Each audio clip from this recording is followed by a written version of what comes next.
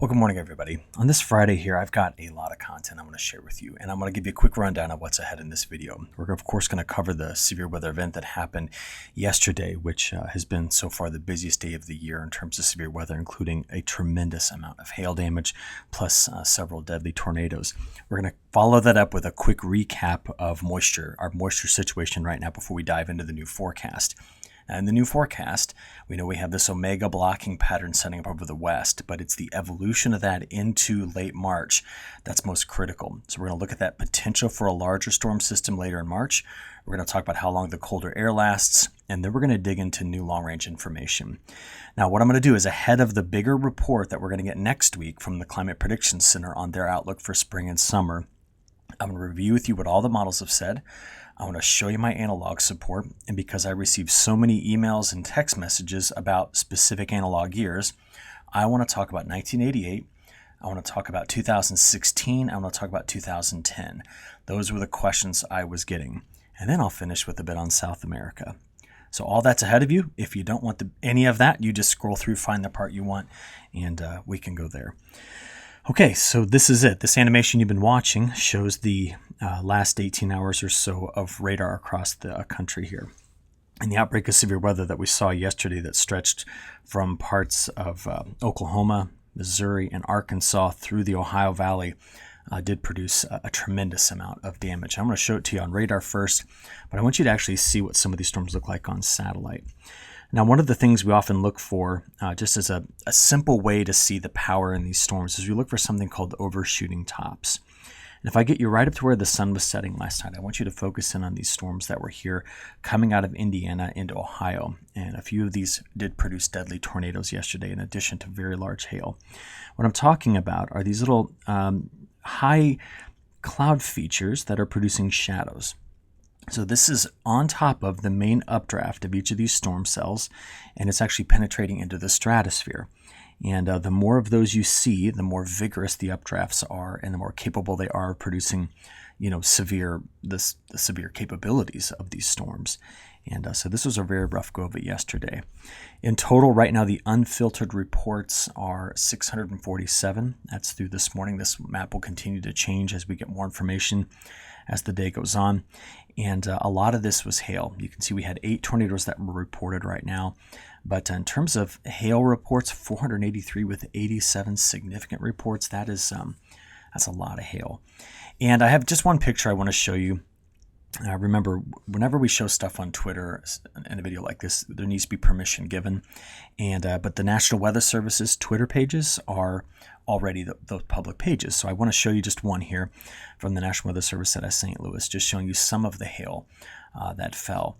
But I want to give you a map that kind of lets us understand where that hail was through 5 a.m. this morning. And this is a large swath of hail. So starting from the Red River, finishing in the Ohio River Valley, almost to Lake Erie.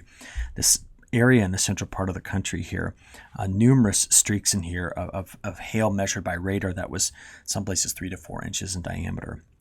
So a lot of damage. We're going to hear a lot more about this as the day goes on. Now, as we take a look back at just how potent these storms were, I just want to let you know there was 500,000 cloud-to-ground lightning strikes in the last 24 hours alone. So that's just another indication of the how strong and how widespread these thunderstorms were. This morning, just to kind of give you an update on where the storms are using lightning data, as you can see, they've progressed into parts of Louisiana, Mississippi, Alabama, and Georgia, and this is going to be the area that we're going to keep a close eye on later today, or right now actually, for the risk of stronger storms, then later today farther to the south, and I'll get to that in just a few moments. But the other side of this is what was delivered in terms of total precipitation. So just as a look here, this is the last 3 days of that system and its evolution. Some locally very heavy rainfall, of course, as we just showed, quite a bit of hail with this. But as I look at a map like this, I often think about who didn't get this moisture and who still very much needs it. We're going to cover that here in a few moments. But real quick, it is important. I bring that up. It is important because if you kind of just look right here in Colorado, I always read the comments, every single one of them, and you've all had some tremendous suggestions of stuff that you'd like me to cover, and I will do that. Just right now during this active time period, I'm going to focus on these initial storms. But I want to point out, I know a lot of growers out here in eastern Colorado, And it is important to note that all of that snow that I keep talking about, that is right up on the mountains. And it's not, this was not a major moisture recovery for the high plains of Colorado. But where that snow did come through, this is a map through 7 o'clock last night Central Time, 6 p.m. Mountain. We can already see that there were numerous places in here picking up that 2 to 3 foot range right here in the Rockies. So I'm looking forward to seeing the end of this and what the snowfall totals will be. Hopefully there'll be a good summary from the National Weather Service, but we'll get in there and make sure we take a good look at that. All right. I brought up Colorado again just to kind of specifically show it here, but let's move on. All right. Water as it stands finishing winter into spring. This is, again, the newest map I've got for you. Now, remember, it was through yesterday morning, so it does not include the storms that went through yesterday during the day. Okay, this map always has a one-day quality control lag in it. But what we see here, and this is going to be very important for the longer range discussion, is there are some significant holes centered in the center part of the United States, right? They're right there in the middle part of the U.S. And this one is going to get filled in over the southwest. We have that upper level, though, it's going to sit here and spin. But I'm just quite concerned about what it would take to kind of blast through this and bring us moisture. And there are some signals in the models that that's going to happen. But before we look at those signals, let's do a couple of things here. How about precipitation ranks? Now, this begins on February 1st and goes through March 14th. I'm just trying to look for the longer runs of drier conditions, right? And you can see a large section of the Midwest, Upper Midwest, Western Corn Belt. Even though moisture did come through this area yesterday, this map doesn't include it. Before that, we were really hurting for moisture in parts of the Mid-South and Ohio Valley, also down into Texas, Oklahoma, large areas here that were dry. Same thing for parts of North Carolina. Now, it is important to note that some of the climate reporting districts are very large. So, for example, I know there are growers that are in this particular district going, are you kidding me? We've had the wettest. Well, you got to remember, where this is all coming in is largely in through this area. So we're not necessarily including a lot of the other areas. It's a big climate reporting district. So going from here, let's go look at our latest soil moisture data. This is the soil moisture percentile from NASA. This goes down to 100 centimeters or 40 inches. And the ongoing story with this is just that we're in these lowest percentiles here throughout a big section of the Ohio River Valley, the Mississippi River Valley, and part of the Missouri River Valley here. That is still lingering drought from fall of 2023. Now, again, that's not to ignore other regions that do deserve a lot of discussion. I'm just kind of finding that, like I said a couple weeks ago, that big bullseye of area that we grow a lot of crop here. And so to see this area not with a full recovery of moisture means that the upcoming forecast is kind of mission critical to the success of the growing season here. From there, I do want to show you what's going on with the Mississippi. We haven't checked in on this in a couple of weeks, so just to give you an idea, we're currently today sitting 12 feet above low stage, and with some of the big storms that just came through, we'll probably watch another bump in this at the very end as we go forward in time. But let's go from the central United States out west for a moment and just show you some data we got yesterday from Terra, Modus on Terra. So clearer day, we can start to see what that snowpack looks like throughout the west. And it was really quite impressive when you just kind of take a quick look in here, for example, at the Sierra Nevada mountains as to how much snow is there. And if we compare it to historical averages, these are the basin average water content maps valid through March 14th. And again, the story here is primarily the Northern Cascades getting here into the Northern Rockies, this kind of being the one area that is not in that category I like, which is the 90 to 109%. So this is an area that throughout this winter really needed to get more snow than it did. The Upper Colorado Basin, though, just to give you a quick update on that, is currently sitting almost at average. So you can see here that we're at 98.76%, so almost right at average, which is great to see the Upper Colorado Basin with good snowpack going into the spring. And all of that brings us to our latest drought monitor. And what this tells me is that we still have 3 significant areas that I think we need to be discussing. I talked about the lack of snow here. We need to think about what that could mean in terms of water resources going into the summer, especially for irrigation, river flow, and the filling of reservoirs. We understand that there's going to be much better moisture coming into Arizona, but the questions remain as to the potential for a really good southwestern monsoon this year. Currently, the models are trying to take drought conditions out of Mexico and put them into Arizona and Texas, Arizona and New Mexico. as we go into summer, indicating that we won't likely have the type of flow we need, which comes from a ridge here on this side, a trough here. So I'll just kind of label these, that can pull in both Gulf moisture and, that's Gulf moisture, that arrow. This would be Pacific moisture to deliver a monsoon. Instead, if our flow is largely coming from Mexico where it's dry, we have concerns over the ability to build those storms. And then the third area is this large section of the upper Midwest, the Midwest, part of the Mid-South, and the Great Lakes. And this, again, is a lot of lingering drought from last year. All right, so we need to kind of twist this into a narrative that allows us to understand if there's any relief coming, and then we have to talk about the longer range. So let's keep plowing through some of this. This morning, about 5:25 in the morning, we still have our winter storm warnings that are out for the Front Range. Stronger winds on the backside, winds north here in the northern plains. Still have a severe thunderstorm watch in this area early this morning. Now, the heavier rains that are expected across the south are going to keep the flood threat high in the coming days as well. But the whole pattern is about to slow down as it gets very blocked up, leaving a low sitting over Arizona for several days, the next 4 or 5 days there. So things will be slowing down, but in the near term, we still have the risk of stronger storms today right in this area. And you saw earlier in the radar animation where the storms were coming through Mississippi and Alabama this morning. The setup is this. And what we've now done is the jet stream has cut off. So you see the flow going over the top of the ridge. It's now moved here through the upper Midwest, northern plains, and it's met up with this piece here, meaning that we have cut off this low, and that is a part of this omega look to the pattern. You can see it right there. And once you cut it off, it's going to sit and spin for a long time. And what this is going to do is this is going to allow a bigger trough of low pressure sitting here to dive through the Great Lakes. It's going to deliver some snow and also drop the temperatures off in a pretty significant way. And that's going to be the pattern for a while. Now, there is some momentum building in the Pacific, but its position is what's critical. And what I mean by that is I need speed here, but I don't want it to extend all the way to the West Coast just yet. And the reason is if we can get this ridge to move back toward Alaska, this will open up the pattern to start to deliver some of this flow, see it here, to come in here and eject out. And that is the recipe to getting big cyclogenesis off the Rocky Mountains to go through the drier parts of the plains and Midwest and end up in New England. So that is what I'm going to be looking for to see if it can happen. Now, first of all, we need to see what the temperatures have already done. Behind the storm system that came through, temperatures have dropped off 10 to up to 30 degrees from where they were yesterday. And there's going to be another drop off of temperatures here once the colder air that's over the Hudson Bay today moves in this weekend.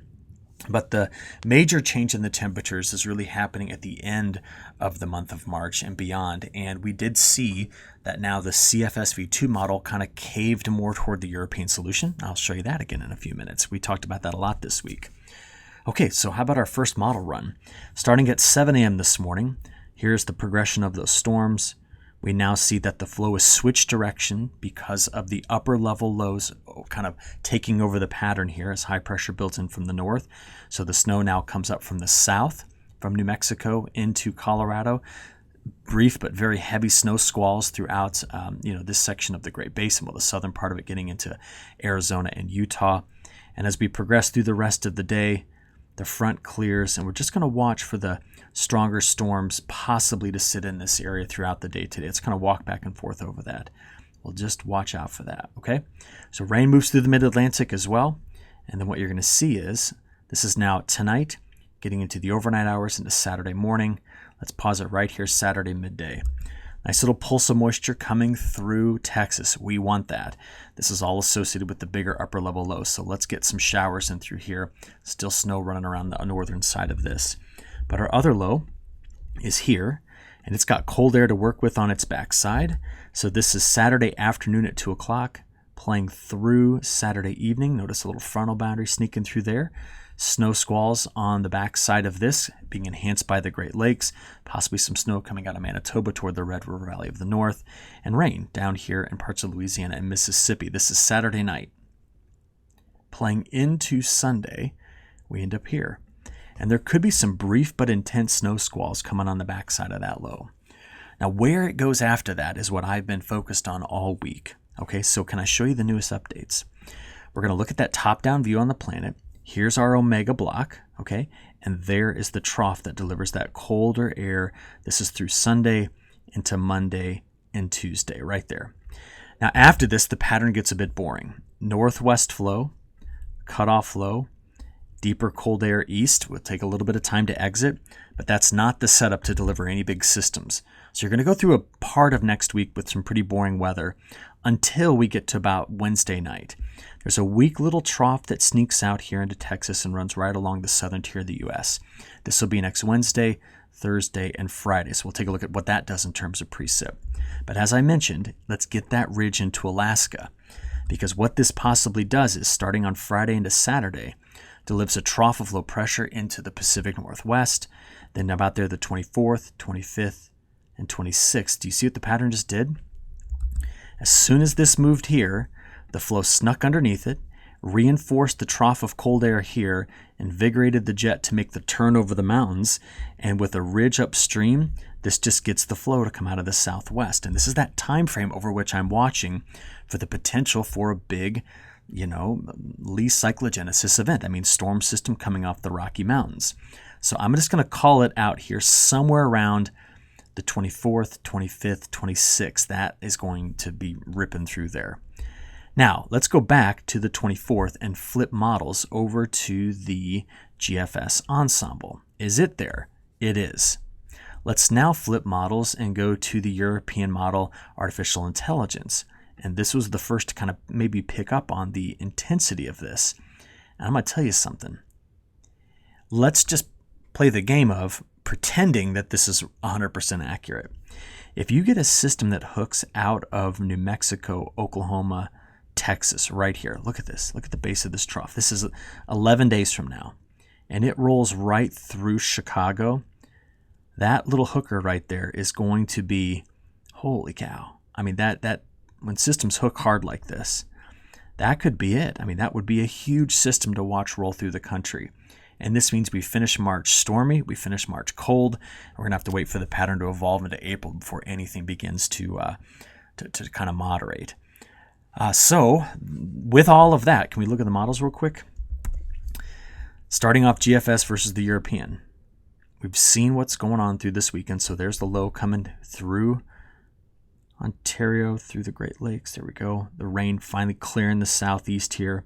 And then here's our boring part of the week. Not a whole lot going on. A little bit of snow sneaks into New England. Got a little system that tries to come here to Alberta. But what we're going to wait on is right about here. That's, again, next Thursday, for the chance of showers and some storms to roll through as the upper level trough that's been stuck over Arizona just sneaks out. But watch the northwest. Are you ready? This is next Thursday. Watch the northwest. So yeah, there's rain coming through here. We talked about that. Watch the northwest. We see next Friday, getting into next Saturday, the 23rd, 24th, 25th. What did the atmosphere just do? It's finally using that broader western trough that comes into the northwest first to dive into the central United States and make a system. There could possibly be a large system out ahead of it here. All of this is like I just said, a possibility. I don't want to get too much hype about this potential East Coast system, but it's just an idea that we will get in toward the end of the third week of this month and then the final week of this month with possibly quite a bit of activity in the atmosphere. Both models are kind of seeing something here. Do you notice that? They've got system here, system there, and then something going through the northeast. So it's interesting to see the operational runs picking up on that.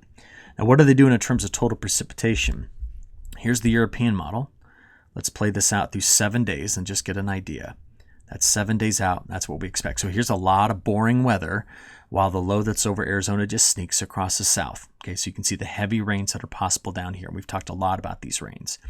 What does the European or the GFS say? Kind of a similar setup, right? European, GFS. But both of these models following this, let's go the next 3 days, start to really show some change. And take a look at the GFS, which runs out 15 days. And it's just showing that that end of the month time frame is really beginning to get very active. Now let's go have a look at the snow side of this. 7 days out on the European. So pieces we talked about, snow coming in through this area, into New England as well. snow showers, some snow squalls here, but the heaviest snows are going to be down here in the Four Corners states. The 3 days following this, that's when things become quite interesting because of that broader, deeper trough in the west. It's snow for the western mountains. It's snow for the plains. And don't look at it and go, holy cow, are we going to get 18? No, we don't know yet. But the idea here is that the atmosphere is setting up for it. That's 7 days out in the GFS. Watch as we add in the days following. And my point behind sharing this with you is that there just seems to be something going on here with that broader trough. It's in 3 different models, dipping some sort of low and rolling it out and just opening things up for business. And if you want to look at some probability maps, maybe the probability maps don't capture it just yet. This is the chance over the next 2 weeks now. So this goes out 2 weeks, not 10 days, of getting an inch. But here's the chance of getting 3 inches. Oh, just got a new model run. Sorry about that. There's the chance at getting 3 inches out there over the next 2 weeks. So, I mean, you just start to take note of this snowier area here, snowier into, interior of New England as well. And there's a chance at 6. And I just want to point out that while that broader trough could be a major snowmaker for the West, we do need to watch the Midwest, Upper Midwest, Northern Plains, and interior of New England, plus this whole side of Eastern Canada. Right now, NOAA released this. We've now seen 2 days in a row that NOAA's out there on that same time frame, the 22nd through the 26th, keeping an eye on something that could sneak through this area. All right. Beyond this, I just want to show you that we have to wait till that fills in. This is the next week probability of getting under 1/10 of an inch. Watch it just die. It just goes away as we add in the full week 2 pattern. And over the next 2 weeks, take a look at who's going to be on the wetter side of this. Sorry, I just got a new model run in again. I always seem to time my video recording with new model run arrivals. That is the chance over the next 2 weeks of 1 inch. Here's the chance of 2 inches. Look how heavy the rain is going to be down here. But the West Coast has now begun to pick up again after the Omega block leaves. The high pressure goes to Alaska. We open things back up for flow here again. And just so you know, here's the chance of getting 4 inches over the next 2 weeks. So very wet across this area that was deep into drought last fall. All right, what about that week 2 outlook? Now notice that the day 8 through 14 has gone wetter in all 3 models. This is what could happen if that deeper trough of low pressure, the one we've been talking about right here, there it is, if that system does evolve the way it could possibly evolve. All right, we need to have the temperature profile be there in order for the snow to happen. What we've got over the next 7 days is very mild air going up the West Coast, which is why you don't see the frost extending like it did before, but much colder air dipping down into the Carolinas, Georgia, Alabama, into Mississippi, Arkansas. That's our frost line over the next 7 days. High temperatures look something like this. Here's today's high temperatures. We then get into Saturday, very cold into Texas, New Mexico, Colorado, and the desert Southwest. By Sunday, the first pulse of colder air begins to come through the Great Lakes. Gets all the way down here into the south and southeast. By Monday, we get a brief run at some warmer weather back in the central United States while the west stays warm. That would last for next Tuesday and Wednesday. But by Thursday, we begin to see the pattern changing toward colder. Now, day 5 through 10, you can really see where that colder air is setting up. And this is the time frame over which we need the contrast between the cold air to the north and the warm air to the south to kick off some sort of a system here. It's also out there day 10 through 15. So much colder air coming in, setting up a very active end of this month with broader troughs in the west, ridging east, and that gives us southwest flow. Systems will crank on that.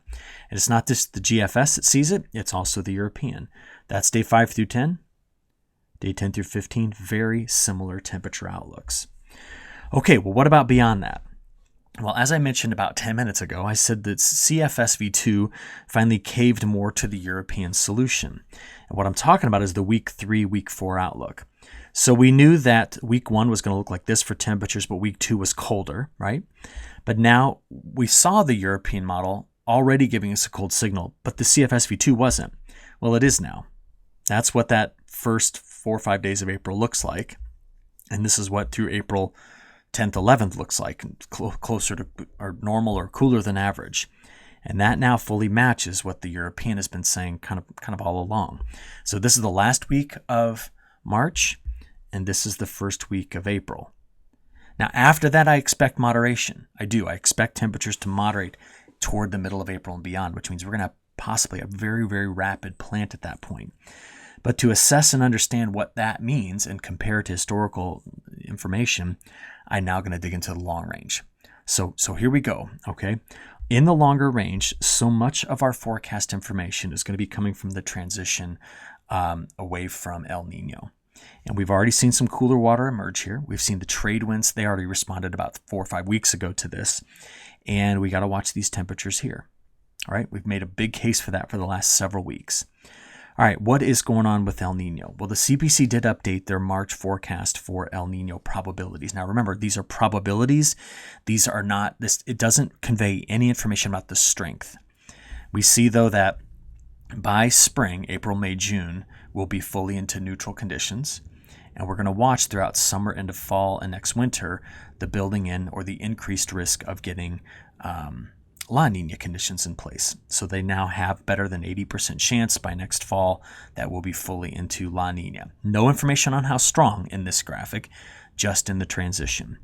So that gets us asking a lot of questions because this has happened in the past, right? We've had years where there has been El Ninos in winter, fading into spring, and going toward neutral or La Nina in summer and fall. So I'm going to use all of those years. And you can see, pause the video and look, these are the years that I've used. All right.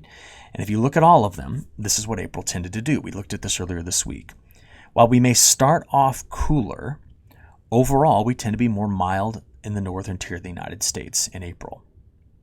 If there's a cooler spot, it tends to be in the southwest and it tends to be in the southern plains. But you got to remember, cooler than average in April in these areas is not cold, okay? On the precipitation side of it, I mentioned this earlier, we could see better planting windows open up in the Midwest, upper Midwest, maybe even the Great Lakes. But there's by no means any sort of a reason to think that April will not have a lot of increased convective activity and severe weather. First of all, it's seasonally appropriate. Secondly, we think that will keep the invigorated Pacific jet around, which means we should expect this. So that's my April analog forecast. I do not think the models will capture this just yet, but this is what I think April is going to look like. Now let's go beyond this and review what we've talked about this week and late last week. I've gone over this with you. This would be the CFSV2 forecast from spring all the way to fall. And we expected, as you can kind of see as I've labeled this, that the biggest concern will be the drought scenario building out of Mexico into the southwest, into the southern plains by summer and spreading east with time. That's what the model is apparently advertising is going to happen. Now, this is that CFSV2 model, and I've told you before, it's not a model that I put a lot of trust in. So what we've done is we've compared this to other modeling suites. And I'm going to play for you a quick video that shows you the April, May, June. We're going to have a 3-month sliding window of precipitation anomalies predicted by the ECMWF on the left and the European on the right. So let's go ahead and play this and kind of walk through it. That's April, May, June. That's getting into May, June, July. I'll just pause it there so you can take a quick look at this. We discussed it a lot earlier this week. We know that as we go from May, June, July into June, July, August, the NMME, which includes the CFSV2 in its modeling suite, is showing that same drought migration issue. It is not in the European. And you remember the reason why is that these models that are incorporated in the NMME take El Nino straight through neutral conditions in the next couple of months and drop it into very, very deep La Nina, which means we've pulled all the momentum in the flow of the atmosphere. Okay, that's the concern.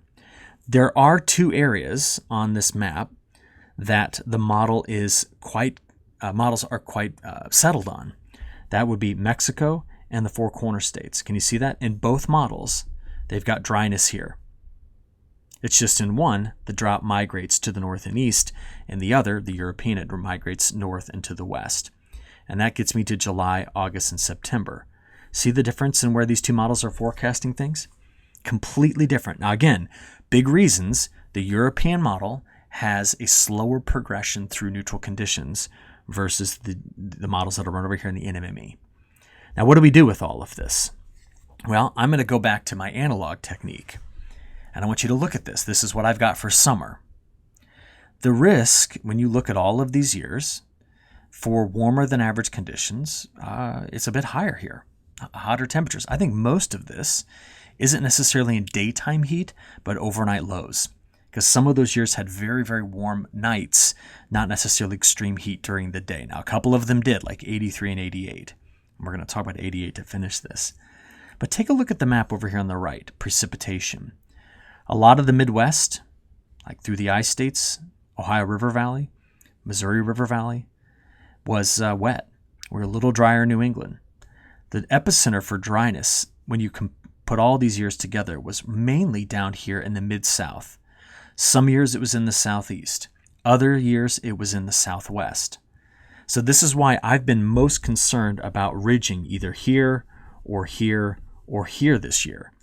And if you get ridging in either of those places, you're going to get ridge-riding storms that come over the top of them like this, where they're building off of flow from the northwest combined with the ridge, and you get a lot of convergence in this area and storms, stuff to trigger rising motion. Now, what I want to do with all these remaining slides is, I got questions about 2016, I got questions about 1988, and I got questions from you about 2010. Those were all emails and text messages I got this week. So let's do something here. Let's go look at some of these years. Here is our current ocean temperature pattern. And the first one I'm going to look at is 2010.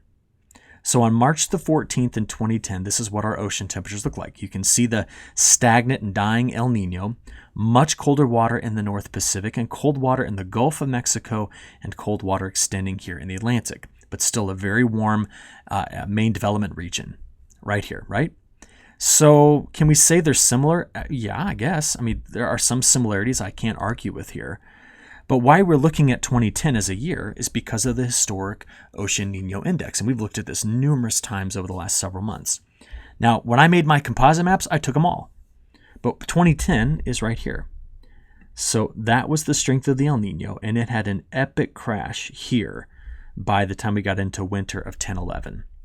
Now, we know what happened in 11-12 following this was drought that started in the southern plains and then built into the Midwest. So there's a good reason, I think, why a lot of you are asking about 10. You're like, are we going to get what follows that? Is that a possibility?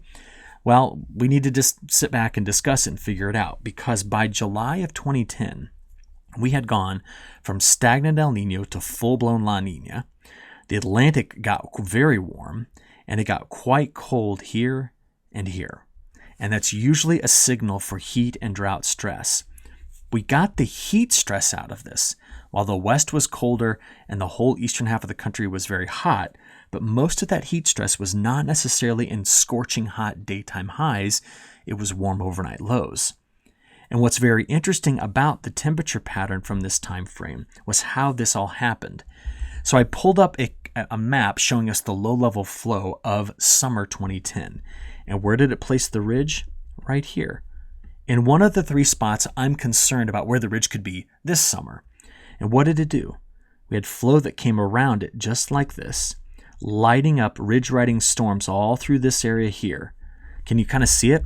Watch again, the flow coming in like that, flow coming over like this, and that all comes together right in through this particular area, making storms while we got very hot and dry into the southern part of it.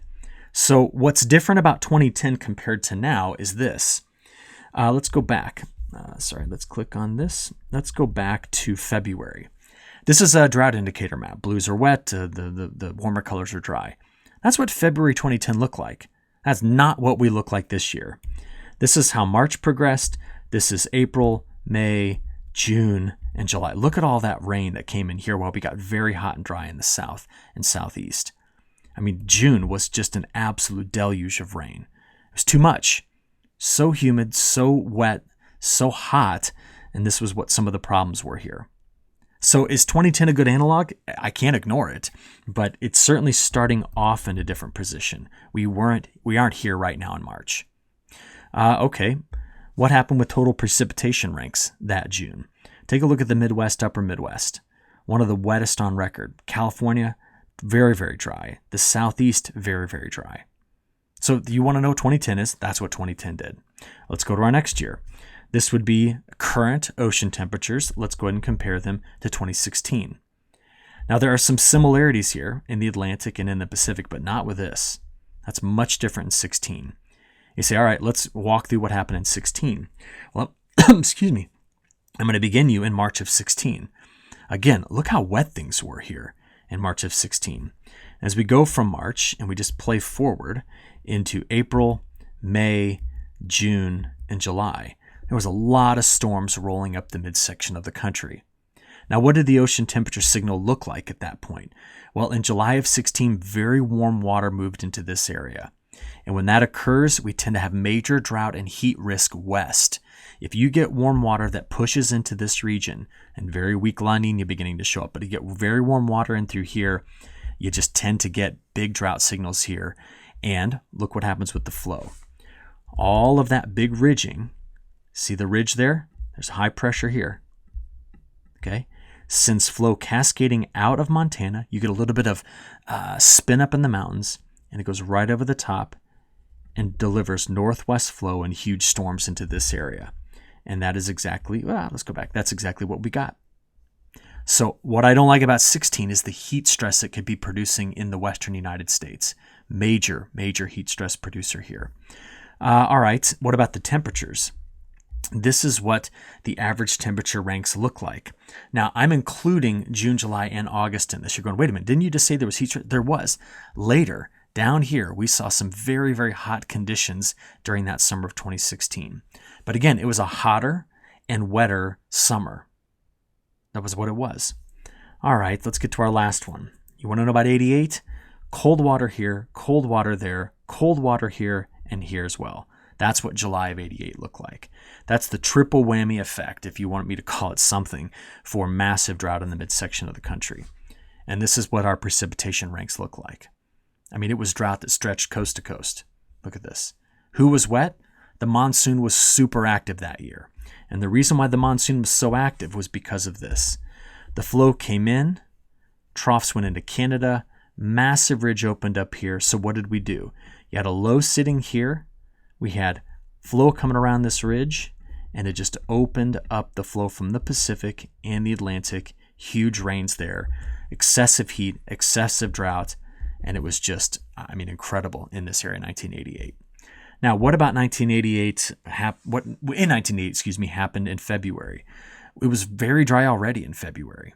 And then as we go from February 88 into March of 88, April of 88, May of 88, June, look at this, June into July, just exceptional heat and drought.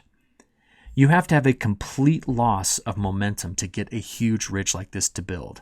And it requires cold water already being in place in these areas and a big La Nina. That's that triple whammy effect. So I say all of that so that I can take you back to this map right here. So right now, do I fear 1988? Well, no. I'd have to have this getting substantially colder, this getting substantially colder, this getting substantially colder, and this just epically crashing into very cold conditions. So we look at these 3 years to say that this could be more of a combo of 16 and 10, although I'm not really sold on 10 because of how wet 10 was in February and March, and it's not that way this year. So maybe more of a 16. And that's what I'm going with. Until I have evidence to overturn that, that's what I've got. All right, you've made it this far. Can we talk a moment about South America? Last 2 months, drier in parts of Mato Grosso and Mato Grosso do Sul. That's been our area that was drier. We're curious about this because that area is going over hotter over the next 5 days, and day 5 through 10, while Argentina is cooler. And the newest forecast for precipitation still has this region drier. The newest European model outlook for April trended drier as well. This doesn't mean no precipitation, but I have to watch this. This is the most critical thing happening for the safrinha corn crop down here in Brazil. If this dryness doesn't become alleviated, we're going to see potential for yield and production reduction for the safrinha crop. Just watch it. That's what I'm going to be doing too. Look how wet it is though in Argentina and southern Brazil. So big unknowns coming out of South America. Will the MJO transition change this? I don't think it will, but we'll keep an eye on it. And I'll show you the trend over the weekend and Monday's report. All right, you made it. Thank you for listening to all of this, but a lot of this was prompted by your questions. So we will wrap it up here, and I'll talk to you again on Monday. Thanks.